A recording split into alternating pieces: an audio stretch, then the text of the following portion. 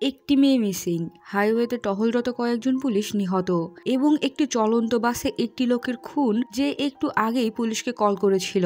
তিনটা ঘটনা কি পরস্পরের সাথে জড়িত? মাত্র 10 ঘন্টায় এই 3 ঘটনার সত্যতা উন্মোচন করতে হবে। দুর্দান্ত থ্রিল, রহস্য আর মাথা ঘুরিয়ে দেওয়া টুইস্ট নিয়ে আমাদের আজকের Tamil suspense thriller movie 10 hours. আমি যখন এক্সপ্লেন করছি তখন মুভিটির IMDb রেটিং 7.9 আউট অফ 10। সেই সাথে 89% গুগল ইউজার মুভিটি পছন্দ করেছে। সময়ের সাথে সাথে রেটিং কম বেশি হতে পারে। এক্সপ্লেনেশন শুরু করার আগে ভিডিওটি লাইক করে দিন। এখনো সাবস্ক্রাইব না করে থাকলে অবশ্যই চ্যানেলটি সাবস্ক্রাইব করে দিন, কারণ এখনো 96%-এর বেশি দর্শক আমাদের সাবস্ক্রাইব করেননি। চলুন এক্সপ্লেনেশন শুরু করি। গল্পের শুরুতে ভয়েস ওভারের মাধ্যমে ইন্সপেক্টর ক্যাস্ট্রো বলে বিগত 10 ঘন্টা তার জীবনের সবথেকে কঠিন 10 ঘন্টা ছিল। তার মনে হচ্ছে সে হেরে যাচ্ছে।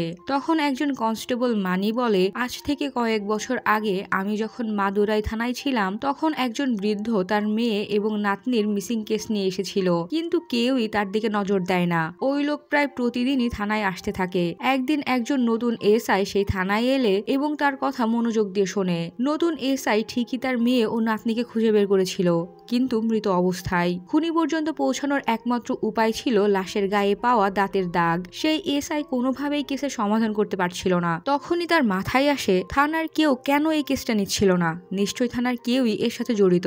সেই এসআই পরের দিন রাতে থানার সবাইকে নিজের বাড়িতে দাওয়াত দিয়ে পেট ভরে খাবার খাওয়ায়। তারপর প্রত্যেককে একটি করে আপেল দেয়। পেট ভরা থাকায় কেউই আপেলটা শেষ করতে পারে না। সেই আপেলগুলো থেকে দাঁতের প্রিন্ট নিয়ে জানা যায় সত্যি সত্যি এই কাজের পেছনে একজন পুলিশই দায়ী। এসআই বুঝতে পারে অপরাধীর কোনো শাস্তি হবে না, তাই সেই এসআই অপরাধীকে এনকাউন্টার করেছিল। সেই এসআই আর কেউ না, আপনিই স্যার ক্যাস্ট্রো। কাহিনী 10 ঘন্টা আগে শিফট হয়। কোয়েম্বেড়ু থেকে আয়াম্পন বাস যাত্রীদের উঠিয়ে নিয়ে চেন্নাই টিন্ডিভানাম হাইওয়ে দিয়ে যাত্রা শুরু করে। একই সময়ে আতুর থানায় এক দম্পতি এসে জানায় তাদের মেয়েটা আজ সকাল 8টায় কলেজের উদ্দেশ্যে বের হয়। প্রতিদিন সন্ধ্যা 6টার ভেতর চলে আসলেও আজ বাড়ি ফেরেনি। ক্যাস্ট্রো মেয়েটির বাবা মায়ের কাছ থেকে যাবতীয় ডিটেলস নিয়ে কনস্টেবল মানিকে সাথে করে মেয়েটির কোচিং সেন্টারের দিকে রওনা হয়। পথে কন্ট্রোল রুম থেকে জেনে নেয় কোচিং সেন্টারের এরিয়াতেই শেষবার মেয়েটার ফোন সুইচ অফ হয়েছিল। তারা কোচিং এরিয়ায় পৌঁছে একজন দোকানদারকে মেয়েটির ছবি দেখিয়ে জিজ্ঞেস করে সে মেয়েটিকে দেখেছে কিনা। লোকটি বলে, হ্যাঁ, রোজই তো দেখি, আজও দেখেছিলাম, কিন্তু ফিরতে দেখিনি। ক্যাস্ট্রো ও মানি রাস্তা দিয়ে যাওয়ার সময় খেয়াল করে একটি স্ট্রিট লাইট ভাঙা এবং তার নিচে কিছু শুয়োপোকা পড়ে আছে। তারা সরাসরি মেয়েটির কোচিং সেন্টারে চলে যায়। ভেতরে ঢুকে ভালোভাবে চেক করার পর ক্যাস্ট্রো সকল ক্লুগুলো একের পর এক সাজাতে শুরু করে। তার মতে মেয়েটি কিডন্যাপ হয়েছে এবং কিডন্যাপার কোচিং সেন্টারের কেউ না, কারণ কোচিং সেন্টারের বাতাস থেকে বোঝা যাচ্ছিল ঘরটা অনেকক্ষণ আগেই বন্ধ হয়ে গিয়েছে। ওই লোকটা বলছে সে মেয়েটিকে ফিরে যেতে দেখেনি, অর্থাৎ মেয়েটার নিশ্চয়ই কোচিং সেন্টার এবং ওই লোকের দোকানের মাঝামাঝি কোনো একটা জায়গা থেকে কিডন্যাপ হয়েছে। ক্যাস্ট্রো বলতে থাকে মেয়েটা হয়তো বাড়ি ফেরার সময় কেউ ওই ভাঙা স্ট্রিট লাইটের নিচে আসতেই তার গায়ের উপর শুয়োপোকাগুলো ছুঁড়ে মেরেছিল, আর তখন পাশ থেকে কোনো মহিলা এসে কাপড় বদলানোর বাহানায় তাকে ডেকে ভেতরে নিয়ে গিয়েছিল। এটা একটা প্রি প্ল্যান্ড কিডন্যাপিং। এত সূক্ষ্মভাবে কিডন্যাপিং করেছে, তার মানে নিশ্চয়ই এর পেছনে অনেক বড় একটা চক্র আছে। ক্যাস্ট্রো ডিসাইড করে সে যে করেই হোক আজ রাতের মধ্যেই মেয়েটাকে খুঁজে বের করবে। ক্যাস্ট্রো সকল থানায় ইনফর্ম করে দেয়, সেই সাথে সকল চেকপোস্টগুলোতেও জরুরি অবস্থা জারি করে দিয়েছিল। তার কথা মতো চেকপোস্টে থাকা পুলিশেরা প্রত্যেকটি গাড়ি চেক করতে শুরু করে। আমরা দেখতে পাই একটি ভ্যান থেকে সেই মেয়েটিকে কিডন্যাপে সাহায্য করা মহিলাটি নামছে, অর্থাৎ এটা আসলে একটা প্রি প্ল্যান কিডন্যাপিং। অন্যদিকে পুলিশ মেয়েটির বান্ধবীর বাড়িতে জিজ্ঞাসাবাদের জন্য পৌঁছে যায়। তারা সেখান থেকে তেমন কোনো তথ্য পায় না, তবে এটা শিওর হয়ে যায় যে মেয়েটির কোনো সম্পর্ক ছিল না, তাই সে পালিয়ে যায়নি নিশ্চিত। এদিকে পুলিশ চেকপোস্টে সেই নীল ভ্যানটিকে থামালে একজন কনস্টেবল গাড়ির ডিক্কি চেক করতে যায়। সে চেক করে বাকিদের উদ্দেশ্যে বলে ওঠে মেয়েটাই এই গাড়িতেই। তখন গাড়িতে থাকা গুন্ডাগুলো একের পর এক গুলি চালিয়ে সেখানে থাকা সকল পুলিশদের খুন করে পালিয়ে যায়। ঘটনার কিছুক্ষণের মধ্যেই ক্যাস্ট্রো সেখানে পৌঁছে গিয়েছিল। সে ঘটনাস্থলে কিছু কাচের টুকরো এবং ব্যারিকেডে গাড়ির রং লেগে থাকতে দেখে। সাথে সাথেই ক্যাস্ট্রো সামনের চেকপোস্টে কল করে জিজ্ঞেস করে নীল কালারের কোনো ভ্যান সেখান দিয়ে পাস হয়েছে কিনা। চেকপোস্ট থেকে জানায় এমন কোনো ভ্যান তারা দেখেনি। ক্যাস্ট্রো বুঝে যায় ভ্যান চালক নিশ্চয়ই দুই চেকপোস্টের মাঝামাঝি কোনো একটা শর্টকাট দিয়ে পালিয়েছে। ক্যাস্ট্রো সেই শর্টকাট দিয়ে যেতে শুরু করে। কিছুক্ষণ যাওয়ার পরই সে সেই নীল কালারের ভ্যানটি পরিত্যক্ত অবস্থায় পায়। তার ভেতর কেউ ছিল না, হঠাৎ ক্যাস্ট্রোর উপর হামলা হয়। সে একে একে সবার সাথে লড়াই করতে থাকে।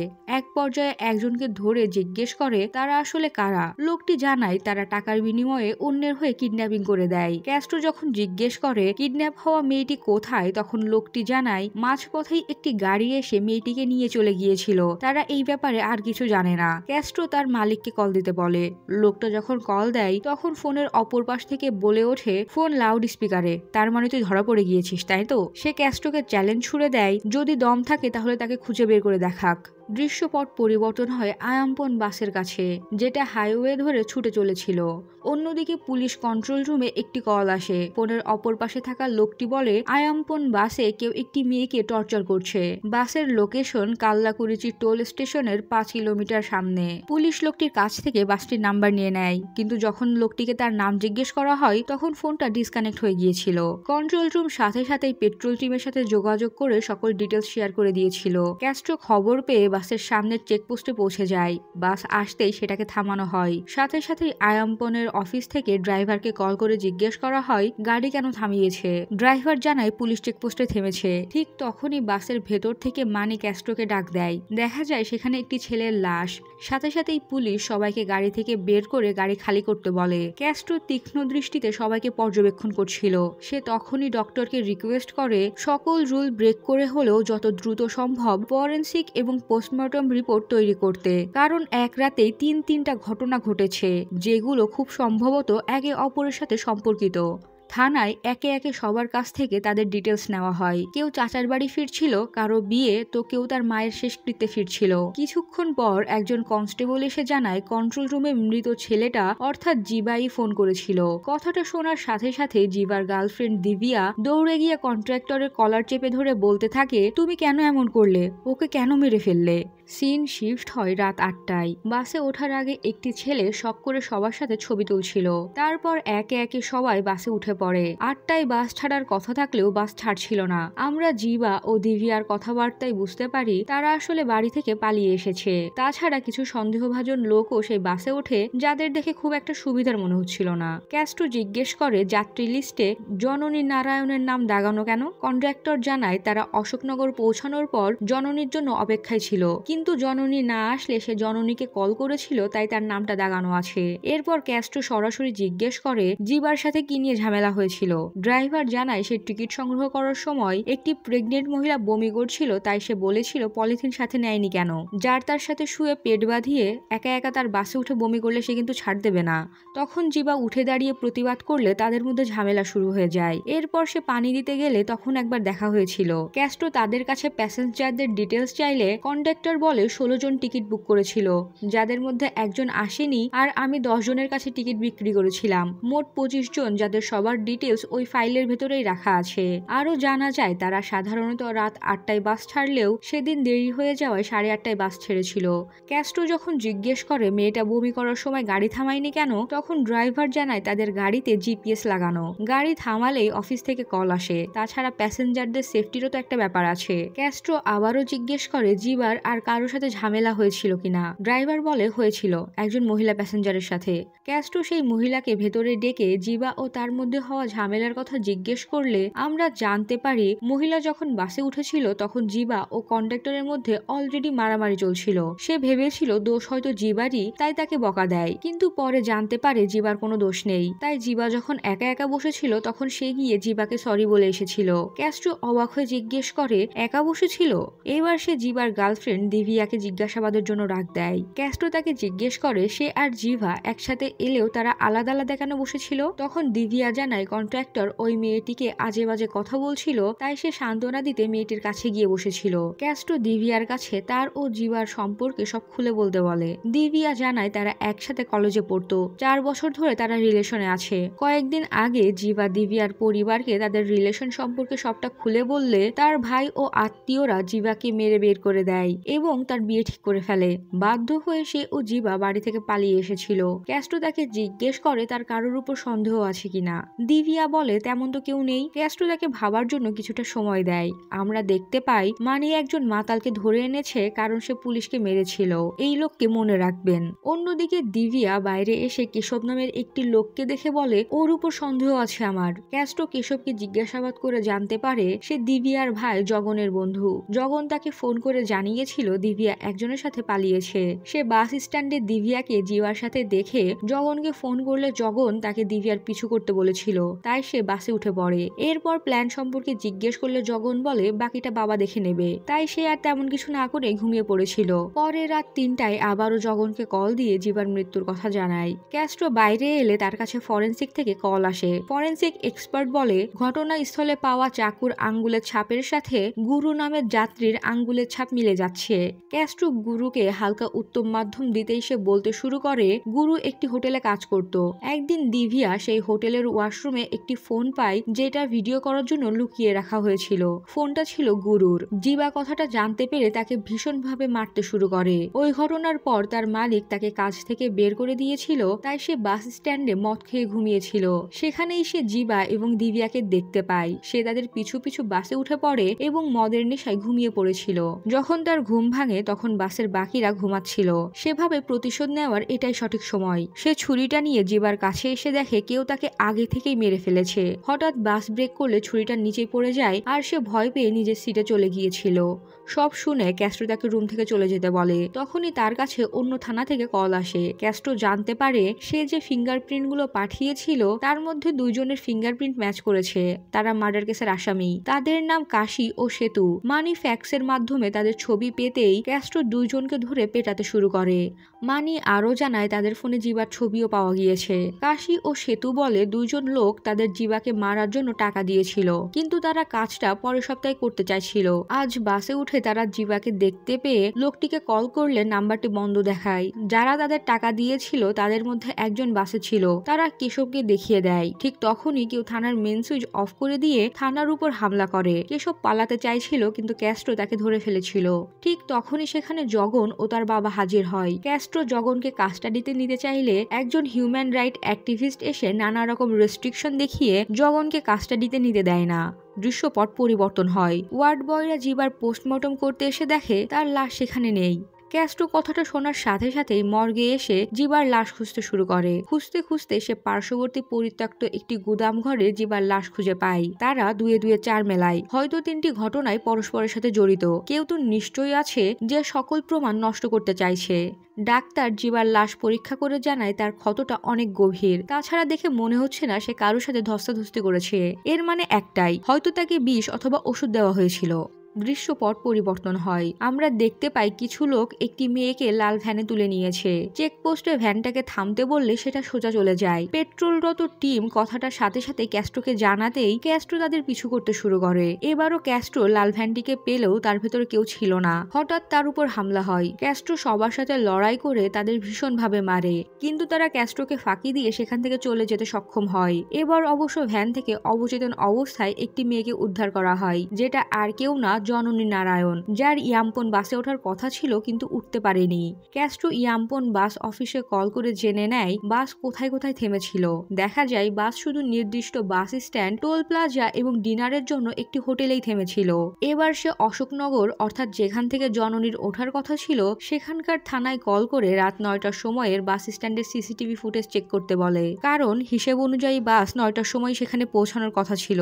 10 মিনিট পর অশোক থানার ইন্সপেক্টর কল করে জানায় সে সিসিটিভি ফুটেজ চেক করেছে, কিন্তু সেখানে কোনো মেয়েকে ইয়াম্পন বাসে উঠতে দেখা যায়নি, বরং বাস থামার পর দুজন পুরুষ বাসে উঠেছিল। ক্যাস্ট্রো ভাবতে থাকে সে কোনো কিছু মিস করছে কিনা।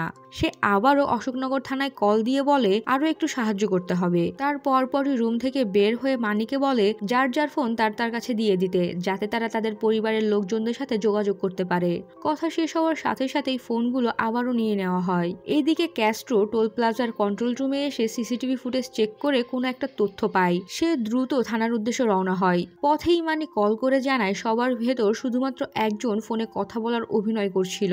ক্যাস্ট্রো আরো কিছু তথ্য বের করে অন্য একজন ইন্সপেক্টরকে একটি গাড়ির পিছু করতে বলে, আর সে বাসটিকে আরো একবার ভালোভাবে সার্চ করে। তারপর থানায় এসে জানায় তারা আসল খুনিকে পেয়ে গিয়েছে, বাকিরা চলে যেতে পারে। মানে ক্যাস্ট্রোকে জিজ্ঞেস করে সে কিভাবে জানলো খুনিকে। ক্যাস্ট্রো বলে সে কিছু ক্লু পেয়েছিল, যেমন অশোকনগর থানার ইন্সপেক্টর পরবর্তীতে তাকে জানায় রাত 9টার বাসে জননী ওঠেনি, কিন্তু সে যখন ফুটেজ রিওয়াইন্ড করে তখন দেখা যায় জননী 8:30টার বাসে উঠেছিল। কিন্তু ড্রাইভারদের ভাষ্য মতে গাড়ি তো ঠিক রাত 8:30টায় কোয়েম্বেড়ু থেকে ছেড়েছিল, তাহলে তখনই তার সন্দেহ হয়। তারপর সে ফরেন্সিক টিমকে পানির বোতল চেক করতে বলে, যেটাই বাস ড্রাইভার ভেলু এবং জিপার ফিঙ্গারপ্রিন্ট পাওয়া যায়। দৃশ্যপট পরিবর্তন হয়।